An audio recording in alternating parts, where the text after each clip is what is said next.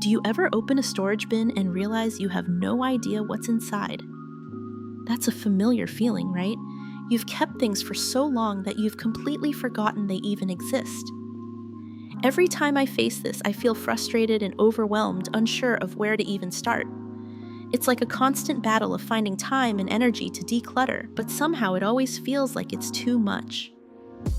I've been there before, and after trying and failing multiple times, I've figured out a few ways to make it easier. In this video, I'm going to share 10 practical tips that help me organize my storage without feeling drained or overwhelmed. I've used these methods in my own home, and honestly, they've made a huge difference. My space has stayed clutter-free for months now, and it feels good knowing I'm not constantly fighting against mess. These tips are for anyone, especially if you're busy, have kids, or just don't want to spend hours sorting through piles of stuff. Stick around for the first tip. It's something I wish I'd known 5 years ago, and it's a game changer. Don't miss it.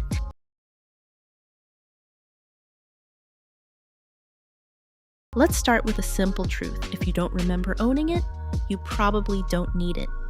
Ever opened your storage unit or garage and been hit with that overwhelming feeling? You open a box only to find something you completely forgot about. Just the other day, I found a 2T dress tucked away in a storage bin. My youngest is now 5, and it was clear this dress wasn't going to be used again. It had been sitting there for years, taking up space for no reason. The longer we hold on to things we don't remember, the more cluttered our storage units and homes become.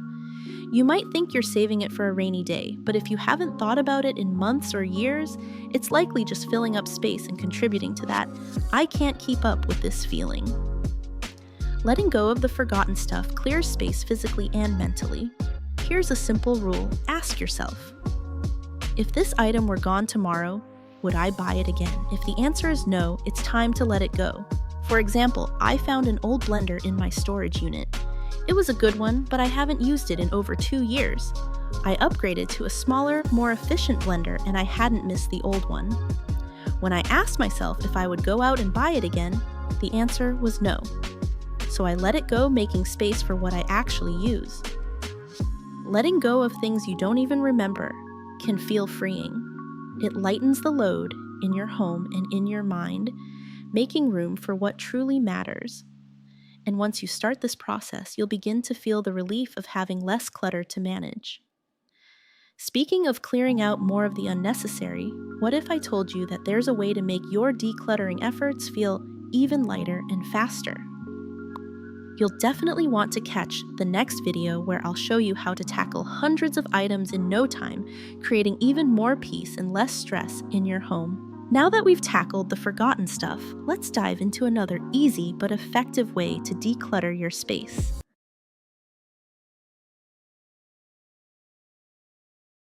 Next is a question that makes decluttering decisions so much easier. Have you ever looked at something in your storage unit, held it in your hands, and asked yourself, would I buy this again? If you're like me, you probably haven't even thought about this item for ages. So why keep it around? This simple question is the key to deciding whether or not an item really deserves a spot in your home. If you wouldn't repurchase it today, then why waste precious space on it? And trust me, you don't need to feel guilty about letting go. For example, I found an old coffee maker tucked away in a box. It was nice when I bought it, but I had long since upgraded to a more compact version. I hadn't used the old one in over a year, and I asked myself, if I were shopping today, would I buy this one? The answer was a firm no. So I decided it was time to donate it, and just like that, I freed up space and removed the clutter. This approach makes decluttering feel less like a chore and more like a practical decision. It's not about holding on to things for sentimental reasons, but rather creating room for the things that actually add value to your life. It's freeing to know that you're not emotionally tied to every item you own. And once you start using this technique, you'll find it easier and quicker to declutter more areas in your life. Now that we've tackled the things we wouldn't buy again, let's move on to a simple strategy that helps you deal with the clutter without feeling overwhelmed. Stay tuned for a trick that can help you clear things faster while staying sane.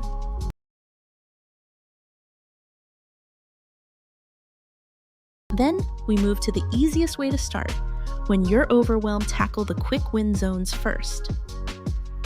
When it comes to decluttering, there's nothing more satisfying than making progress right away. If you're someone who gets overwhelmed with the thought of tackling your entire storage space, I get it, it's easy to freeze when you see so much to do. But here's a trick: start with areas where you can see immediate results. These quick win zones give you a sense of accomplishment, and that little boost of motivation can carry you through the more challenging spots. Think of it as low-hanging fruit, small wins that don't require a huge time commitment but still have a noticeable impact.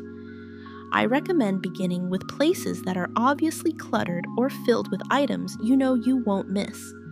For example, start with the expired food in the pantry or those random boxes in the garage that are just taking up space. These are usually easy to go through, and the payoff is immediate. I recently tackled a box of old magazines that had been sitting in the corner of my garage. It was collecting dust and had been there for months. The process took me less than 30 minutes, and I cleared out an entire box without hesitation. When I looked at the space I had freed up, it felt like a mini victory, and that inspired me to keep going. The beauty of starting small is that you're creating momentum. Even if you're busy, you can still carve out time for these quick wins. And let's be real, if we don't start somewhere, we might never start at all. It's all about building confidence with each item you let go of. Now that we've tackled quick wins, let's talk about how you can keep the momentum going without feeling overwhelmed. Stay tuned for a simple method that will help you stay organized without making it a huge time-consuming task.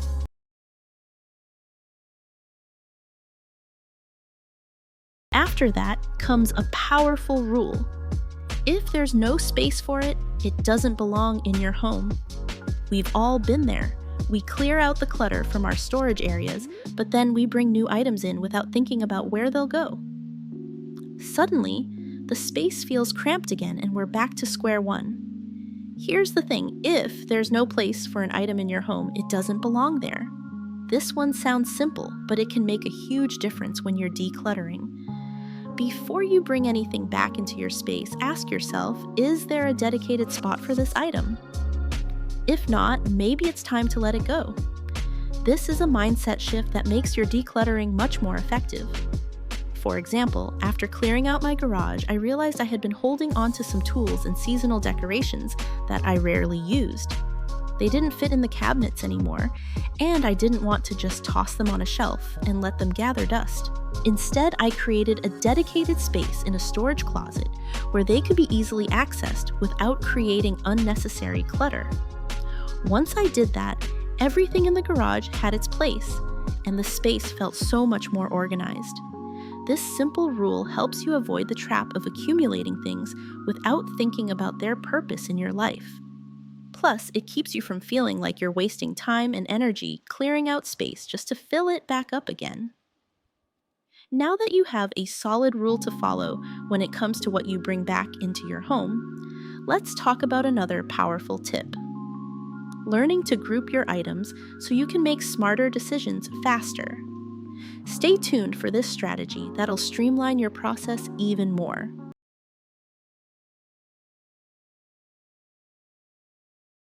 Keep going with this tip that makes sorting simpler groups similar items so your decisions are faster and clearer.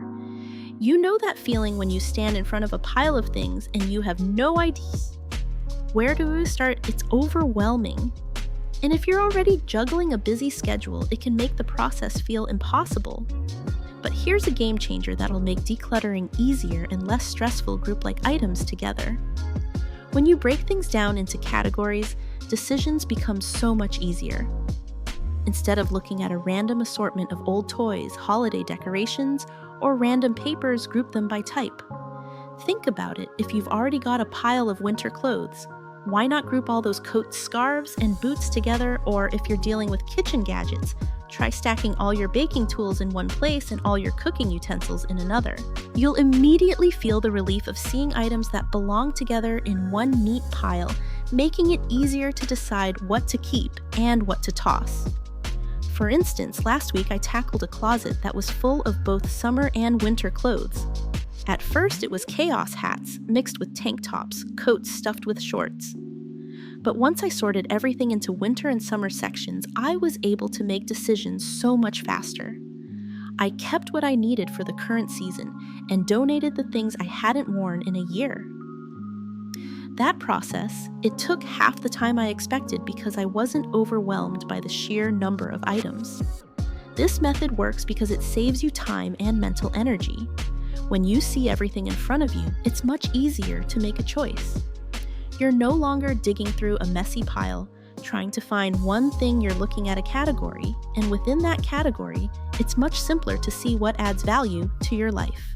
Now that you've got a simple way to group your items and speed up the decision-making process, let's move on to an important next step, creating temporary, maybe piles for those things you're unsure about. This trick will help you avoid making decisions you're not ready for and help you return to them with fresh eyes. Keep watching for that tip.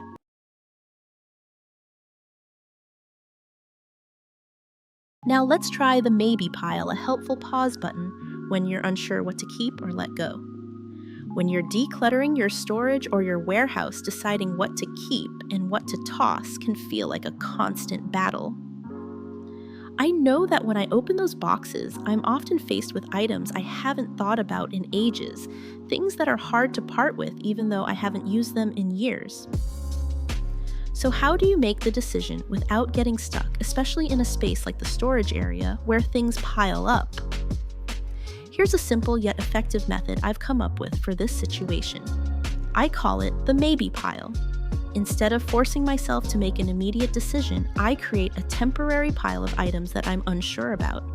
This helps me keep moving with the decluttering process without the pressure of making snap decisions. How does this work? When I'm sorting through my storage area and come across something I'm unsure about, maybe it's an old tool, a jacket I haven't worn in years, or an item that might still be useful, I'll place it in the maybe pile. Then I give myself 2 weeks.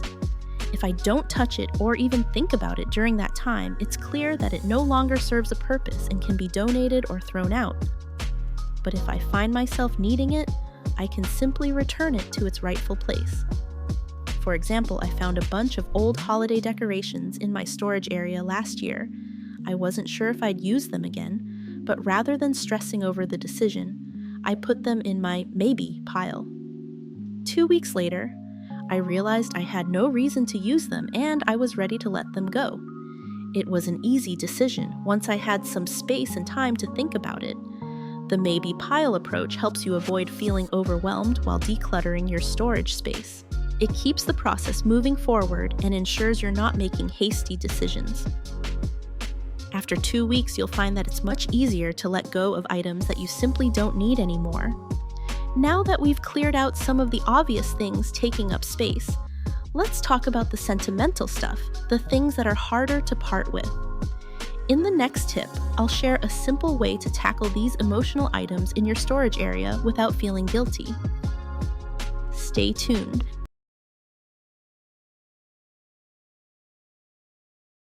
One small but mighty shift is labeling clearly so your future self can find things without digging. You know that feeling when you're searching through your storage space and everything is piled up so high that you can't even remember where you put something. It's overwhelming, isn't it? You end up wasting time searching for one item only to find 5 other things you don't even need. That frustration is something I used to experience all the time. But here's the thing. The more organized your storage area is, the easier it is to maintain, and the less time you'll waste rummaging through piles. One of the most effective ways to organize your storage is by labeling everything clearly. It sounds simple, but trust me, it works wonders. Start by labeling each box, bin, or shelf according to its contents. For example, instead of just labeling a box as clothes, be specific: winter coats and scarves. Or instead of Christmas decorations, try Christmas tree ornaments or holiday lights and wreaths. The more specific you can be, the easier it will be to find what you're looking for. This technique not only saves you time, but also gives you a clear mental map of where everything belongs. That way, when you need something, you know exactly where to look without digging through multiple bins. For instance, Last year, I spent 20 minutes trying to find a winter coat in my storage, only to realize I had multiple bins of clothes stacked together, none labeled properly. Once I started using clear labels, I cut my searching time down to just a couple of minutes, and everything became so much easier to access. So if you're short on time and who isn't these days, this is a quick fix to help you keep your storage organized. And best of all, it doesn't take much effort at all. Now, in the next tip, I'll share a simple way to tackle these emotional items in your storage area without feeling guilty. Stay tuned.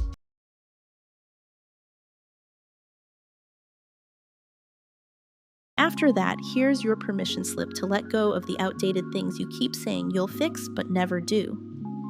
I didn't realize how much more organized my storage space would become after applying this rule. Honestly, I was surprised at how letting go of outdated items could create such a comfortable open space. Every time I picked up an item and thought, I might be able to fix this, I had to remind myself that if I hadn't used it in a while, it probably wasn't necessary anymore. Items you think you'll use again in the future but never actually do are just taking up space and making your living area feel cluttered. Don't let these items take up valuable room in your home. Let them go to make way for a cleaner, more relaxing environment.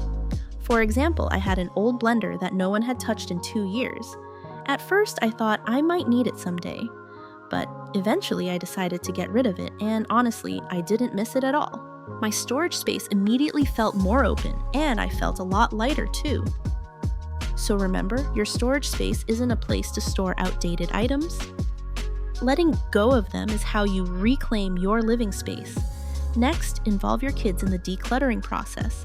Teach them about sufficiency and the value of sharing.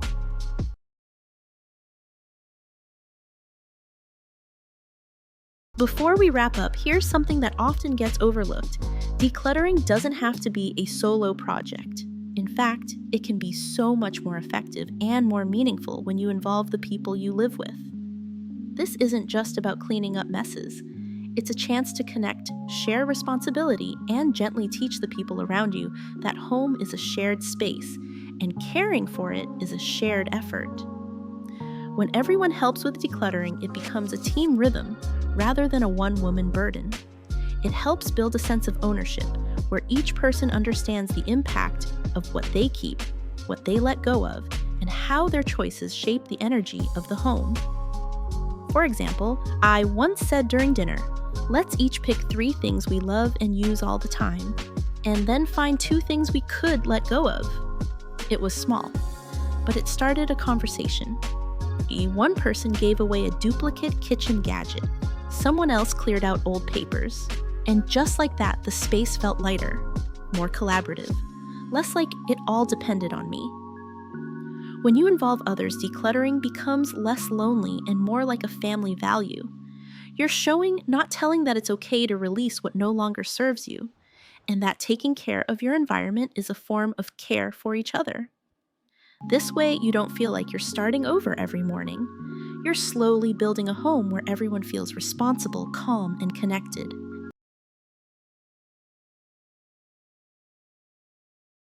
And finally, the most important reminder of all your storage room is not a place to store guilt. While there are many tips and tricks to make decluttering easier and lighter, perhaps the hardest part is still our mindset. We often feel guilty or worried about letting go of this or that item, even though we know it no longer fits into our current life. You've probably bought something impulsively because it seemed cool at the time, but you've never actually used it, or maybe you kept a gift from someone out of obligation, even though it doesn't bring you joy.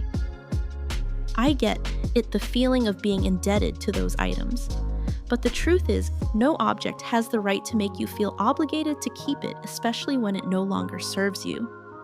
Your storage isn't a place to hold on to things you no longer use or things that were never really useful to begin with. In reality, your home should be a space for things you love and truly need.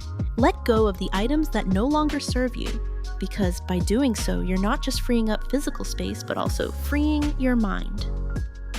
Remember, letting go isn't about loss. It's about gaining freedom. Letting go is how you release the guilt and make room for a more comfortable and organized life.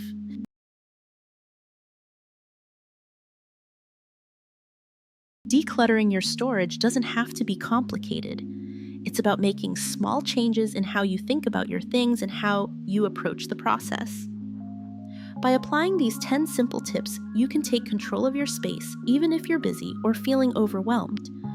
Remember, it's not about changing everything at once, but about shifting your mindset and taking it step by step. If just one of these tips helps make your space feel lighter, that's a win. And if you're ready to dive even deeper into organizing, there's more to come. I've got something special lined up to help you pinpoint exactly what you can declutter to reduce stress and bring more peace into your life. It's something you won't want to miss. If you found this video helpful, please like, share, and comment below. Don't forget to subscribe so you never miss out on future content. You deserve a home that feels peaceful, organized, and stress-free.